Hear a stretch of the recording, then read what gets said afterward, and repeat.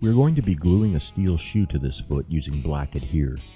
But first, we need to get the foot properly trimmed and balanced to the horse's conformation.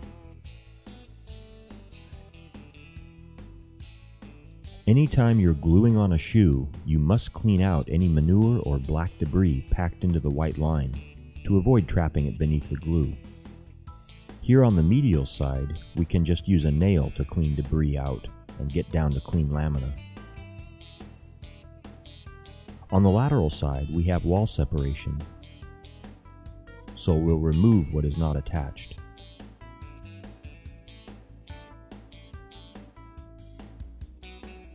A nail is a great little tool for cleaning and finding out how far a separation goes.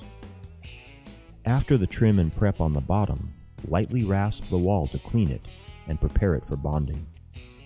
Fitting the shoe is no different than fitting a nailed-on shoe, but it's important that the shoe has clips to both control shear forces and to guide the fit when placing the shoe on the foot. Hot fitting is not necessary, but it is an option that enables the farrier to see exactly where the shoe contacts the foot.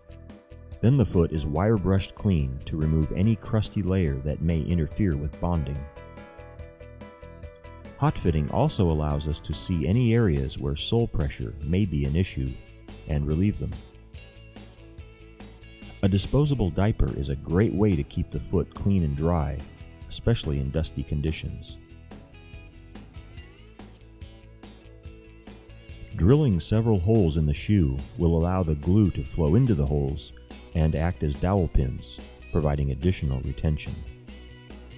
Here we are using a 5/16 inch bit that countersinks the hole after it's drilled for a true rivet effect. Next, we grind the foot side of the shoe down to clean metal to maximize bonding. After grinding, wipe the shoe lightly with denatured alcohol to remove any residues. It's a good idea to wear gloves, especially if your hands are sweaty. The oil from your hands can leave a residue that will prevent a strong bond. Vettec peel and stick spacers are a critical step to ensure an even 1/8 inch glue thickness once the shoe is seated against the foot. So there's the prep shoe, and now we're going to cover it to keep it clean until we need it. Insert the cartridge label up into the dispensing gun and make a clean cut at the scored line with sharp nippers. Dispense a small amount into the bag to equalize the cartridge, then attach the mixing tip.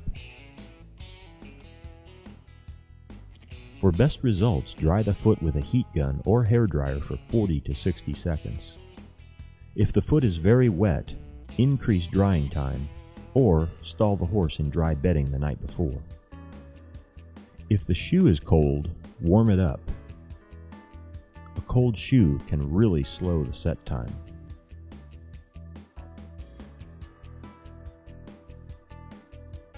Dispense adhere directly onto the prepared shoe as shown, and immediately seat it onto the foot until it bottoms out on the spacers. Use clip locations to guide your fit. Fill the holes with excess material and hold the foot for 3.5 to 4 minutes. If you cannot hold the foot that long, hold for 1 minute, then wrap the entire foot in shrink wrap and set it down. Once fully set, adjust the clips if necessary, and nip or rasp off the excess glue to prepare for the cuff layer.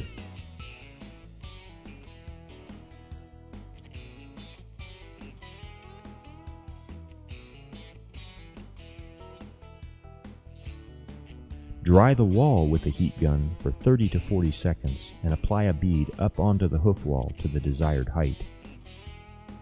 Try to keep the material at least 1/8 inch thick or greater. This is also a good time to add material where needed.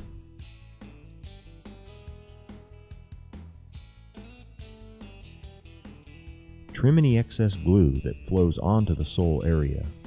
Do this soon after the glue is set. Rasp the glue only to shape it and remove the gloss. If you have thin areas that set soft, rasp through it until you get to harder material. Remove gloss from low areas with a wire brush for a uniform look. Here's the finished foot. Note the thickness of the cuff layer and that we've covered part of the clip for a little extra holding power.